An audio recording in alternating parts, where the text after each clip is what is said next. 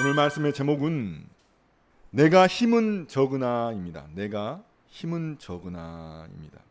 제가 영국 유학 시절에 등록금을 잘 내다가 이제 등록금이 다 떨어진 적이 있었습니다. 그래서 이제 등록금을 내지 못하고 이제 고민이 많이 되었을 때입니다.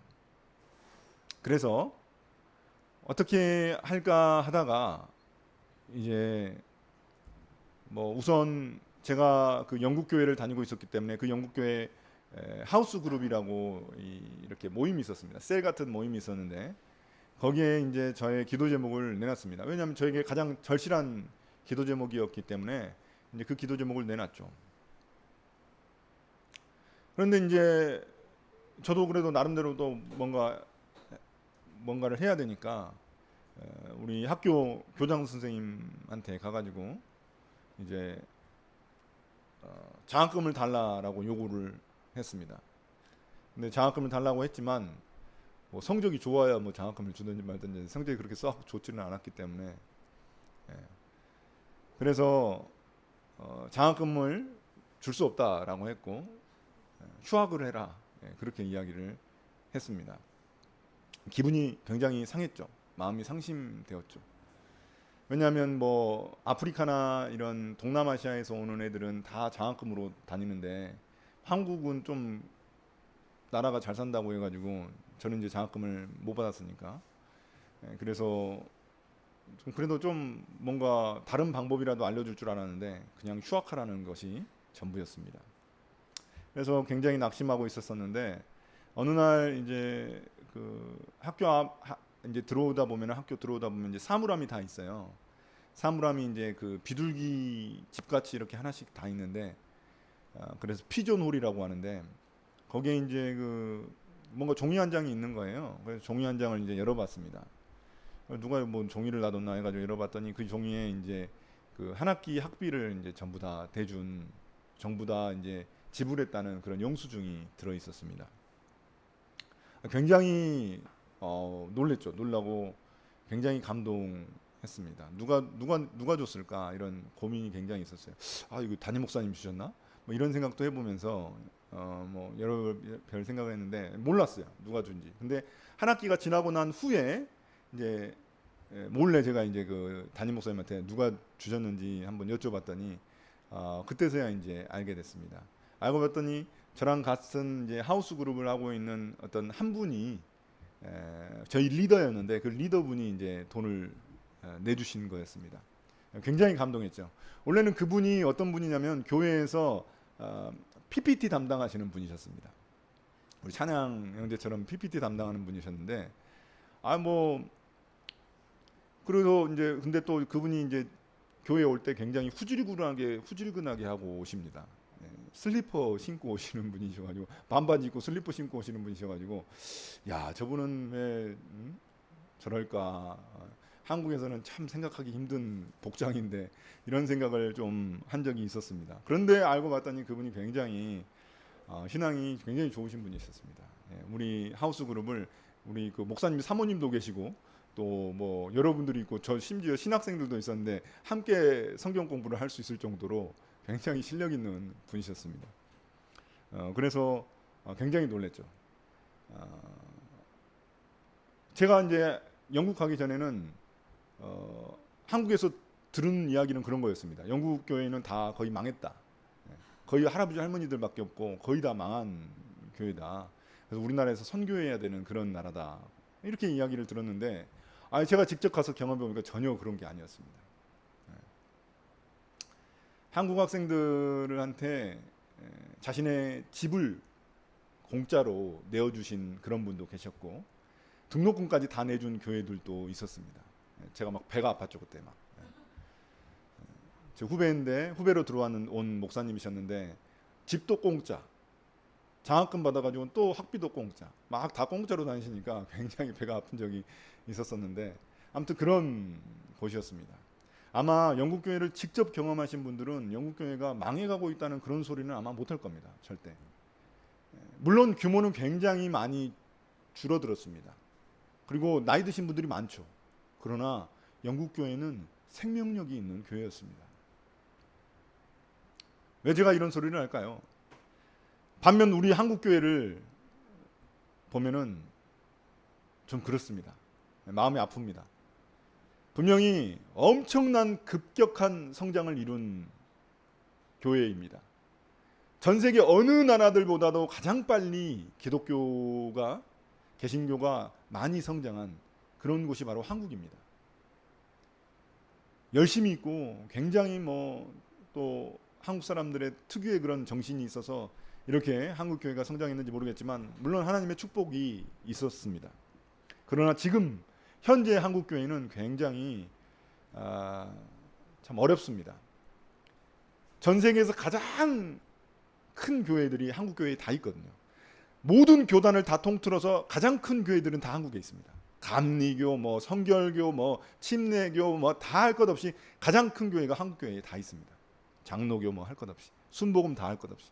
그럼에도 불구하고 한국 교회는 신뢰도가 바닥입니다.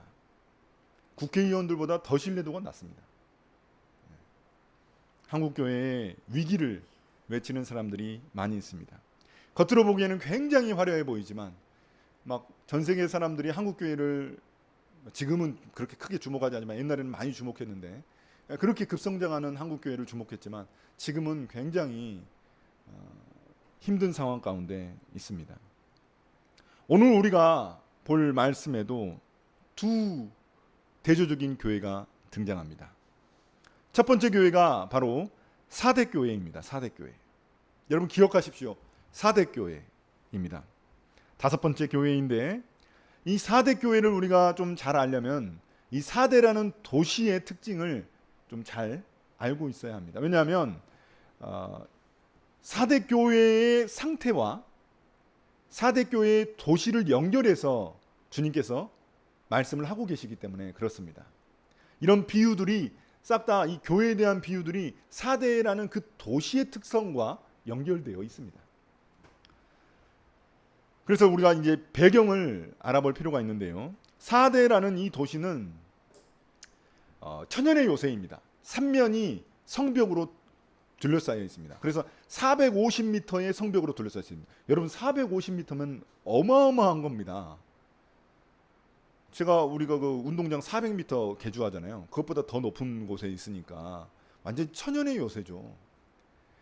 그래서 침략을 그렇게 많이 받았음에도 불구하고 그것을 잘 지킬 수 있었습니다. 그러나 딱 2번 정도 거기가 완전히 함락된 적이 있었습니다. 그들이 그 자신들의 성벽만 믿고 아무도 우리한테 못 오겠지 하고 있다가 그 성벽을 타고 올라오는 그런 사람들이 있었어요. 몰래. 그래서 그 사람들이 자고 있을 때 성벽을 타고 올라와 가지고 이 사대라는 도시를 점령한 그런 적이 2번이나 있었습니다. 그리고 이 사대라는 도시는 6만 명에서 한 10만 명 정도의 사람이 살고 있는 굉장히 큰 도시였습니다. 그 당시에는 이 정도 인구면은 굉장히 큰 도시입니다. 지금으로 따지면은 거의 부산 정도 되는 그런 도시입니다. 그런데 그렇다 보니까 이 도시에는 굉장히 사람들이 많았고 또 경제적인 부를 누렸습니다. 그래서 군사와 교통의 요충지 역할도 했습니다. 특히 이 도시에는 이 사금이 굉장히 많이 났습니다. 이 사금이 많이 나가지고 이 사금 때문에 이 도시가 굉장히 부유했습니다. 그래서 우리가 여러분 알다시피 그 마이다스의 손 아시죠? 우리 마이다스의 손 이제 뒤쪽에 한 분 계시는데 마이다스의 손 모든 걸 만지면 금으로 변화시키는 그런 손을 마이다스의 손이라고 이야기하는데 그 마이다스의 손이라는 그 신화가 나오는 곳이 바로 이 도시입니다. 그 정도로 부유한 도시였습니다. 그래서 이제 교회에도 영향을 미쳤겠죠. 교회에도 굉장히 교회가 크고 굉장히 많은 사람들이 교회를 다녔을 겁니다. 그리고 부유한 사람들이 거기에 다녔겠죠. 그런 교회였습니다. 그런데 이 교회에 대한 주님의 진단을 한번 보십시오. 1절입니다. 뭐라고 말씀하십니까? 너는 살아있다는 이름은 있으나 실상은 죽은 것이다. 이게 사대교회의 가장 유명한 구절입니다. 너는 살아있는 듯 보이지만 죽은 거다라는 겁니다. 이게 이 교회에 대한 주님의 진단입니다. 살아있는 듯 보이지만 죽어 있다. 어떤 의미입니까? 우리가 이런 상태를 볼 수 있죠. 식물인간 상태입니다. 완전히 죽지는 않았지만 거의 죽은 상태. 그리고 좀비처럼 생명이 없어서 좀비화 되어가고 있는 그런 상태를 의미합니다. 사대교회가 이렇게 하나님의 평가를 받고 있는 겁니다. 그런데 진짜 문제가 따로 있습니다. 진짜 문제는 뭐냐면 그들이 자신들의 상태를 전혀 깨닫지 못하고 있다는 것입니다. 깨닫지 못하면 굉장히 위험하죠. 자신들의 진짜 상태를 모르니까요. 여러분, 우리가 이런 사람들 있잖아요. 우리 주변에도 자신의 상태가 어떤지 모르고 있다가 건강검진하면서 발견되는 경우, 자신의 속이 썩어 뭉그러지고 있었다는 사실을 알게 되는 경우, 깊은 병에 걸렸다는 사실을 알게 되는 경우가 있습니다. 그러나 그때는 벌써 늦어버린 경우도 많습니다. 사대교회가 딱 그런 교회입니다. 자신들은 잘 몰라요. 교회가 굉장히 크고 화려하고 또 많은 사람들이 여전히 열심히 교회를 다니고 있었기 때문에 자신들의 상태를 정확하게 진단하지 못하는 것입니다. 그러나 그들은 죽어가고 있었습니다. 그렇다면 여기서 주님이 말씀하시는 이 죽어가고 있다, 너희들이 죽었다라고 말씀하시는 그 죽었다는 의미가 무엇일까요? 무엇과 관련되어 있을까요? 그들의 행위와 관련되어 있습니다. 여러분, 오늘 말씀에서 자주 반복되는 단어가 있죠. 나는 네 행위를 안다. 네가 한여름에 한 짓을 알고 있다. 이런 거랑 비슷한 거죠. 그 밑에 또 보시면 네 행위가 하나님 앞에서 안전하다고 생각하지 말아라. 행위가 중요한 겁니다. 행위가. 주님이 지금 지적하고 있는 이야기는 그들의 행위입니다. 사대교회의 행위입니다. 이것을 우리가 좀 더 짐작할 수 있는 그런 근거들이 또 등장합니다. 4절에 보시면 사대에는 자기 옷을 더럽히지 않은 사람이 몇 있다라고 말합니다. 그러니까 옷을 더럽혔다는 것입니다. 옷. 무슨 의미일까요? 그들이 교회를 여전히 나오고 있고 그 사대교회라는 곳이 크고 화려했기 때문에 많은 사람들의 평판이, 그런 많은 사람들에게 그냥 이름값이 있는 그런 교회였음에도 불구하고 그들의 삶은 형편없었다는 그런 의미입니다. 성도들이 세상 속에서, 이 로마 제국 속에서 그 로마 제국의 가치관에 물들어가고 있었다는 그런 의미입니다. 교회를 나오고 예배를 드리지만 세상에 가서는 세상 방식대로 살아가는 것입니다. 제국의 방식대로 살아가는 것입니다. 왜냐하면 그 당시에 로마 제국은 그리스도인들을 핍박하고 있었습니다. 그래서 그 핍박을 피하려면 아주 충실한 시민인 것처럼 행동해야 했던 것입니다. 그래서 황제에게 숭배하고, 황제 숭배, 그 황제 신전이 있습니다. 또 그 옆에는 또 아데미 신전이 엄청 크게 있습니다. 이 사대라는 그 도시가 굉장히 잘 사는 도시였기 때문에 크게 지어놨습니다. 거기 가서 조아리고 또 경제적인 이익을 얻고 그렇게 살아갔던 것입니다. 우리도 그런 사람들을 자주 보지 않습니까? 교회에서는 교회에서 나름대로 다 합니다. 예배도 드리고 기도도 하고 말씀 드리고 다 합니다. 그런데 세상에서는 또 세상 가치관대로 살아가는 그리스도인들이 굉장히 많습니다. 이름은 그리스도인인데 그리스도인이 아닌 거죠. 그들의 욕망은 어떤 것입니까? 교회에서도 복을 받아 천국 가고 세상에서도 잘 먹고 잘 사는 것입니다. 두 가지를 동시에 추구하는 것입니다. 그러나 오늘 말씀을 보십시오. 이 사대교회가 그러고 있었던 상황인데 주님은 그들에게 뭐라고 하십니까? 너희들이 살아있는 듯 보이지만 죽었다라고 말씀하십니다. 그래서 그들에겐 심판이 임하게 됩니다. 그들의 이름을 생명책에서 지워버리실 것이라고 경고하십니다. 물론 사대교회를 사랑하시기 때문에 이런 경고를 하시는 겁니다. 사랑하시지 않다면 바로 심판해 버리시겠지만 사랑하시기 때문에 이 사대교회가 다시금 살아날 수 있도록 경고를 하시는 것입니다. 이 사대교회가 그 하나님의 심판을 피하기 위해서는 어떻게 해야 할까요? 그 방법도 주님이 우리에게 제시해 주십니다. 3절입니다. 3절 보시면 그 가르침을 어떻게 받고 어떻게 들었는지를 되새겨서 굳게 지키고 회개하라고 말씀합니다. 우리가 묵상할 때 아주 중요하게 봐야 되는 것이 명사보다 동사입니다.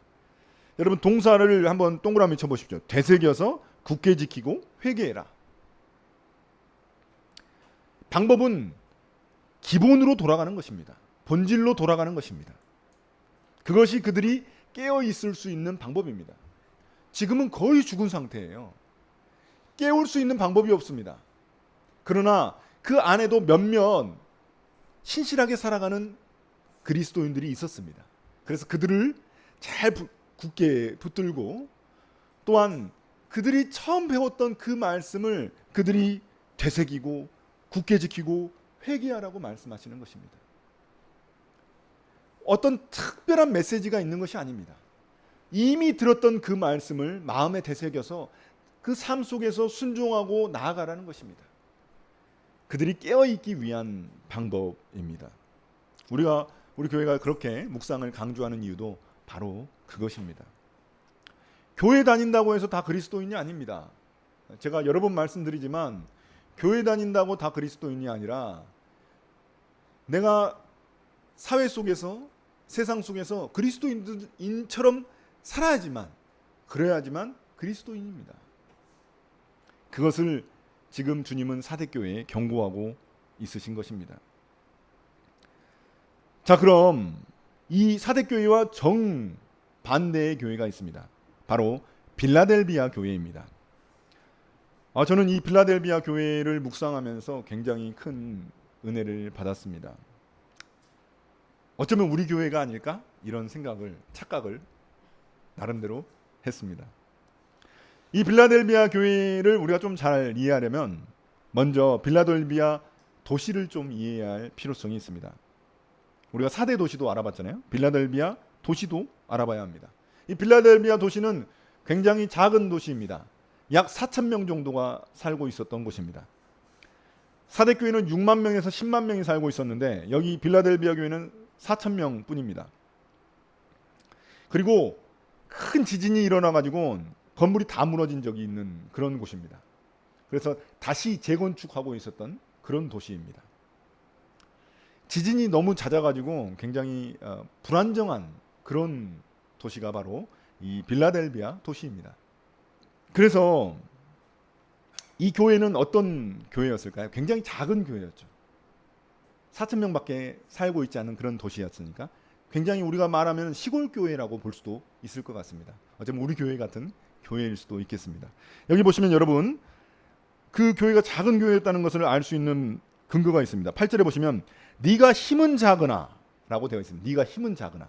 여기서 작다라는 표현이 미크로스라는 그런 단어인데 그 단어가 마태복음에서 찾아보면은 예수님께서 이 어린아이처럼 너희가 작은 자가 되라 할 때 그럴 때 이제 작은 아주 지극히 작은 자에게 한 것이 곧 나에게 한 것이다 할 때 그 작은입니다.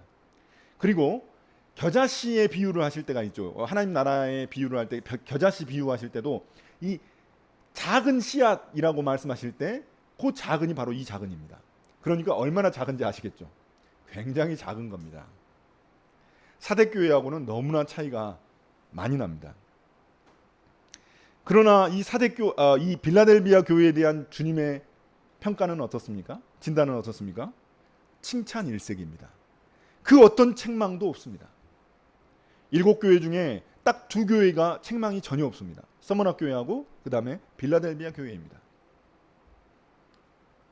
왜 그럴까요? 왜 이런 평가를 받았을까요? 왜냐하면 그 교회가 굉장히 작음에도 불구하고 하나님의 말씀을 굉장히 잘 순종하고 지키며 살아가고 있었기 때문입니다.